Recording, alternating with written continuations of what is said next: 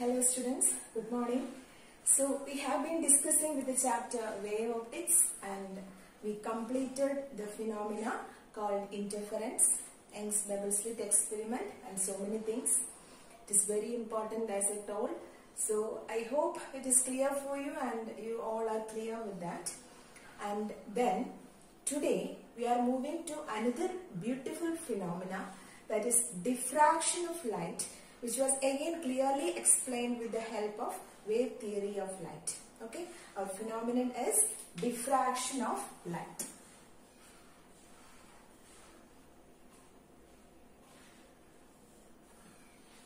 So what is diffraction? So before moving to the definition of diffraction, I want to take your attention to two diagrams. Okay, listen here. That is, we have a source of light, then an aperture. Aperture, which means a slit. Okay, a small slit and a screen. This is the first diagram. Second one is again a source. I have an obstacle here, an opaque obstacle, and again my screen. Okay.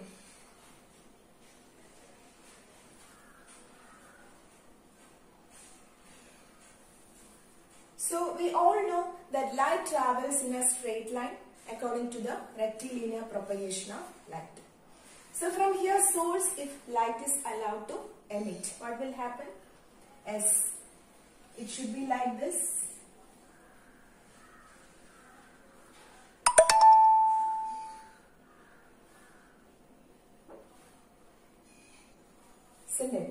In which this region will be illuminated. This region will be illuminated and the other two sides will be considered as the shadow parts, because no light is entering into that part. This is according to the rectilinear propagation of light. This diagram obeys rectilinear propagation of light. Clear? So these two parts will be geometrical shadows and the middle part will be the illuminated region. Clear? Now, in the second diagram, again we have an obstacle.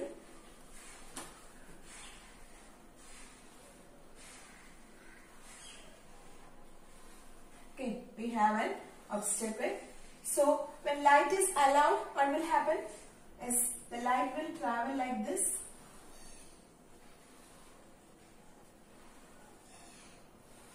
And here, since this is blocked, this is unused part, so that this portion will be our shadow.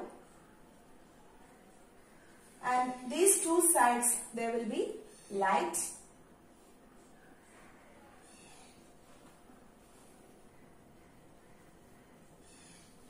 With less intensity, isn't it? So this is according to what? Rectilinear propagation of light, these two diagrams. But in 17th century, some scientists found out that when light is allowed to pass through such an aperture or an obstacle, what is happening is, at this edge of the obstacle or the aperture, this is the edge, isn't it? At the edge of the obstacle or the aperture, the light bends. Understand? The light bends around the edges of an opaque obstacle or an aperture. But condition is there. The condition is the size of the aperture. Size of the aperture or the obstacle should be comparable to the wavelength of light.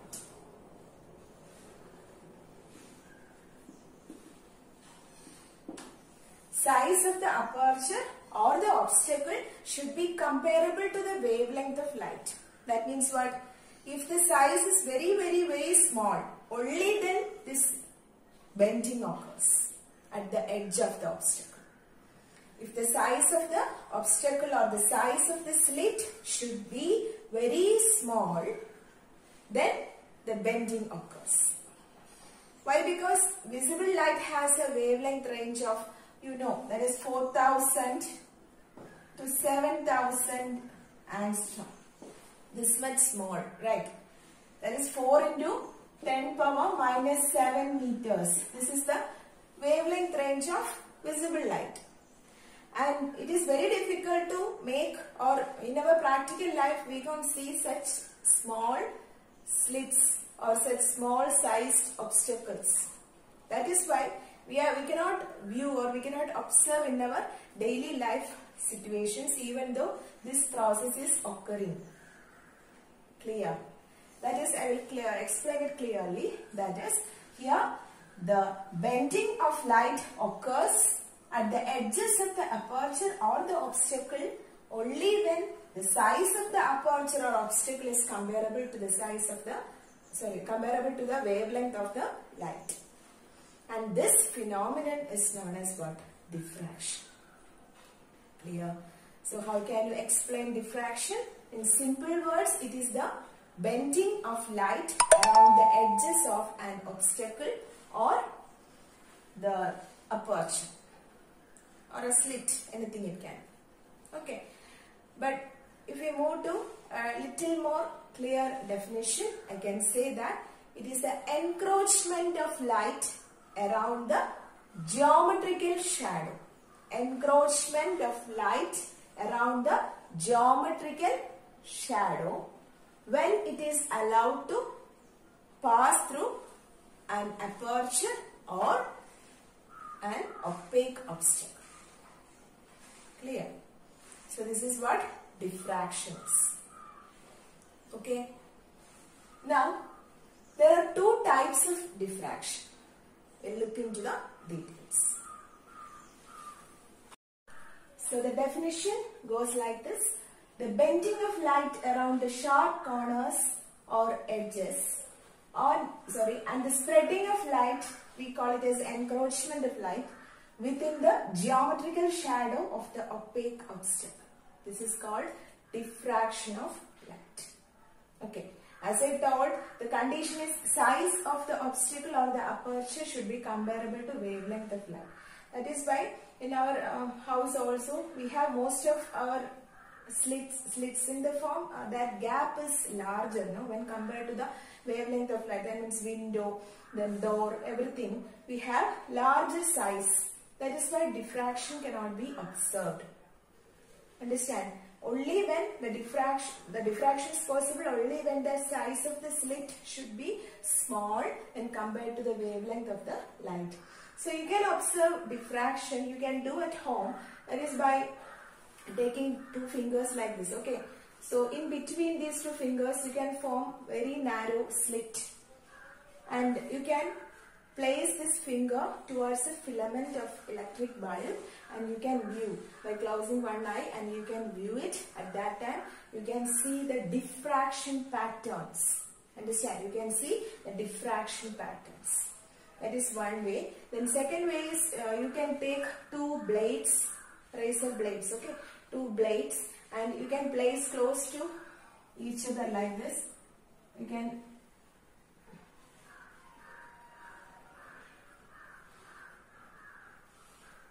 this way you can place the blades. Okay, you all know.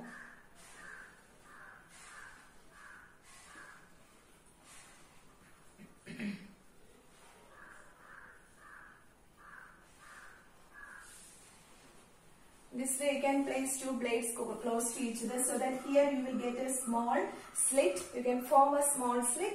Then you can view through this slit towards the filament of an electric bulb.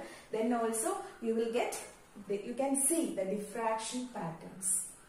Clear? So these are all the small experiments that you could do at home to see the diffraction pattern. Now what is this pattern, or what is this diffraction pattern, and is there any connection with interference?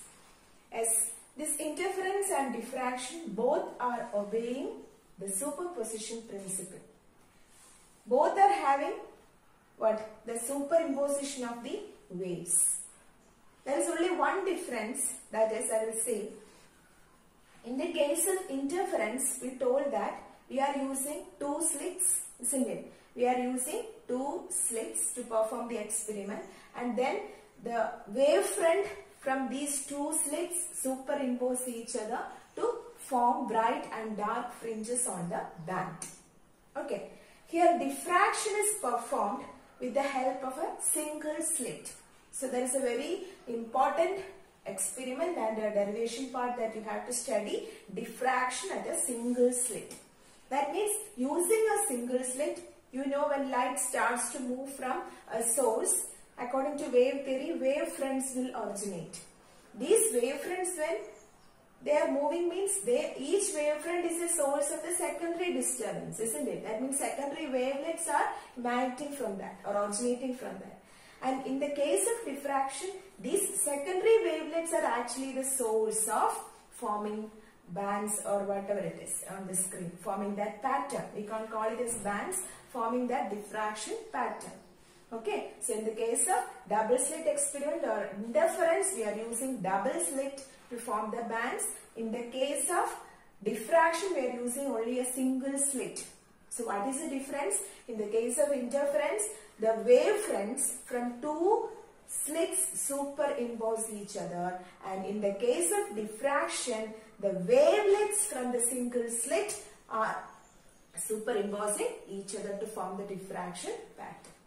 Understand? So both are obeying superposition principle. We can say in one way or other way it is connected to the interference only. Okay, interference is happening in the case of diffraction also, but certain conditions are there that we will discuss. Clear? So this is what diffraction. These are small experiments that you could do at home to see the diffraction pattern. Okay, this is the best method to see that diffraction pattern. You should look to the filament of the electric bulb. Now I said there are types of diffraction, two types of diffraction, and the first one is named as Fresnel diffraction. And second one is Fraunhofer diffraction. Fresnel and Fraunhofer diffraction. Clear? Now Fresnel diffraction is the distance between source and screen is finite. Okay, if the distance between source and screen is finite, we call it as Fresnel diffraction. And we are studying in detail about Fraunhofer diffraction, in which we assume that the distance between source and screen is infinite. Distance between source and screen is infinite. Okay, so we have two types of diffraction. They are Fresnel and Fraunhofer diffraction.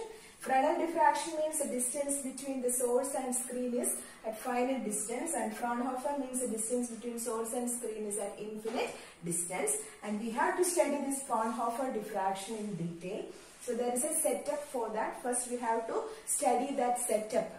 Then as we done in interference, we have to find the path difference and we have to move to various conditions how to get the diffraction pattern on the screen. Okay, shall we move? Okay, so now our topic is diffraction of light due to a single slit.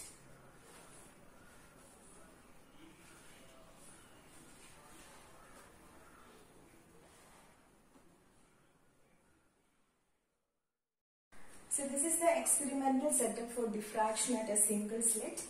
So here you can see a source of monochromatic light is used, and then it is from a point source. To make the rays parallel, we are using a lens, let it be L1. Okay.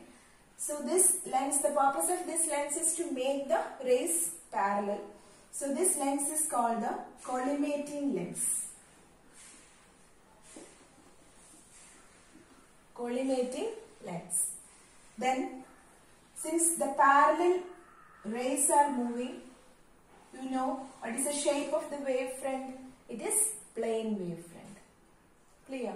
So in this case, we are using both the terms wavefront as well as ray of light. Okay. So be careful whether you know the direction of wavefront and ray is always perpendicular to each other.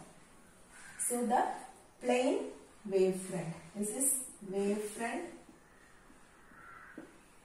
Now after that, we placed a slit AB having a width A, small a. Clear? So small a is the width of the slit used. AB is the slit used. So from this wavefront, according to Huygens theory, the wavefront is actually a source of what? Secondary disturbances, isn't it? So from this wavefront, what will happen at this point when it reaches the slit? These two parts, it is blocked and it is unused. But through this slit, each point will act as a source of secondary disturbance, isn't it? Each point, that is, if you have a slit like this, here each point will act as a source of secondary disturbance. That means from this point, the secondary waves will start to move. From this point also, the secondary waves will start to move. Wavelets, not waves, wavelets. So secondary wavelets will start to move from the points. Okay. Now here we have placed another lens in order to focus on a screen, that is lens L2, or in terms of wave theory, you can say that the wavelets emanating or originating from these points will superpose each other to form pattern on the screen. Clear?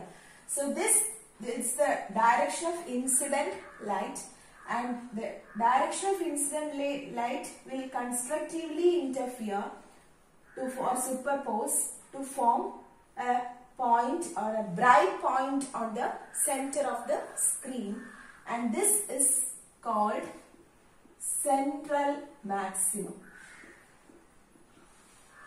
We will not call it as a bright band. In the case of diffraction, we will call it as central maximum. Okay, as they constructively interfere. Conditions you know, phase and all conditions you have studied in the case of interfere. So here the rays in the direction of incident light will focus here, that is called the central maximum. It will be bright. Clear? Now the other rays, that means from here so many rays are formed. That is, for this particular wavefront, you can consider so many rays, isn't it? The rays will be like this, because the rays and the wavefront are how? They are perpendicular. Similarly here also you will have so many waves like this. So here one ray will be there, here another ray will be there. They will be parallel to each other. So conditions will come there like that. Here I have taken one such ray in which this ray is making an angle theta with the direction of incident light. Isn't it? It's making an angle theta with the direction of incident light, and this angle is known as angle of diffraction. Angle of diffraction. Clear? So once again, setup is we have a source of light, then it is a point source of monochromatic light, then we are using a lens L1, which we call it as the collimator or collimating lens, in order to make the light rays parallel. From the parallel light rays, we have a plane wavefront, and this plane wavefront, from this waves are again, the wavelengths are originating, right? So when it reaches this point slit, each point of the slit will act like a source of secondary wavelets, and so many secondary wavelets will start to originate, and from there what will happen? The rays will move, so that if you are placing a lens in between, it can focus it and form pattern on the screen. And how the patterns are obtained? In the case of the central point, that is the direction of incident light, they will constructively interfere to form a central maximum on the screen. That means large bright point, okay, huge bright point. That is called central maximum in the case of diffraction pattern. Now on two sides of this central maximum, we are getting how is dark and bright bands, but not of equal intensity. In the case of diffraction, we are not getting bands of equal intensity as in the case of interference. Here we are getting alternate dark and bright bands, but they are of different intensities. Intensity is getting decreased. As we move in this way or that way, the intensity is getting decreased, and the bands are not of equal width also. Okay, so here we not call it as the width or band or fringe like that. We can call like the next one, since it is bright, the next point will be the dark point, isn't it? We call that point as secondary minima. Secondary minima. Then next will be bright point. We call it as secondary maxima. Okay. So these terms you should kept in mind, because this is needed for our further derivations and all. So this is a central maxima, bright point. Then we are getting a dark point, but we call it a secondary minima. So many minimas we will get, isn't it? And then next is secondary maxima. In this way, towards the downwards also we are getting secondary minima, secondary maxima. Then first secondary minima or second secondary minima. This way it will move. Okay. So these terms you should be careful with that. Then this is the setup for diffraction at a single slit. Okay. Now listen. As in the case of interference, we are now going to find an expression for the path difference. Path difference. As you know, from this point, this is our slit. So from this point and this point, rays are moving like that. So the distance between these two will be taken as the path difference, isn't it? That is, from here to here, to find the path difference, I will draw a perpendicular like this. Okay. Then this I name it as N. Okay. N. So this is 90 degree. And this distance we call it as the path difference. So our path difference is Bn. And how will you find Bn? You can see this is 90, isn't it? Now this is 90 and this is theta. So what is this? This is 90 minus theta. Clear? So we have 90 minus theta, then 90. So what is that value? Yes, this angle will be also theta. Clear? So theta, this is 90 degree. We drawn a normal to this point in order to find the path difference as in the case of interference. And then it is 90 minus theta, because this is 90 and this is theta. So this is 90 minus theta. 90 minus theta, 90, and this is clearly it is theta. So we can find sine theta here. What is sine theta? This is our hypotenuse, right? This is altitude and this is base, right? What is sine theta? Sine theta is opposite side by hypotenuse. So sine theta is actually Bn divided by hypotenuse is A. Okay. So what is Bn? Bn is equal to A sine theta. So this Bn equal to A sine theta is actually our path difference. Bn equal to A sine theta is our path difference. Clear? Now with this path difference, we will move to various conditions. We have to establish the conditions for secondary minima, secondary maxima, central maxima, like that we have to find the conditions. Like we have calculated the conditions for bright bands, dark bands, etc. in interference. Okay. So for that, we have to look into more details. So today, I think I should wind up here, because you have to go through this clearly. After getting the concept, we will move to the next part. So go through the class clearly. If you have any doubt, contact me. So thank you for watching. Have a nice day.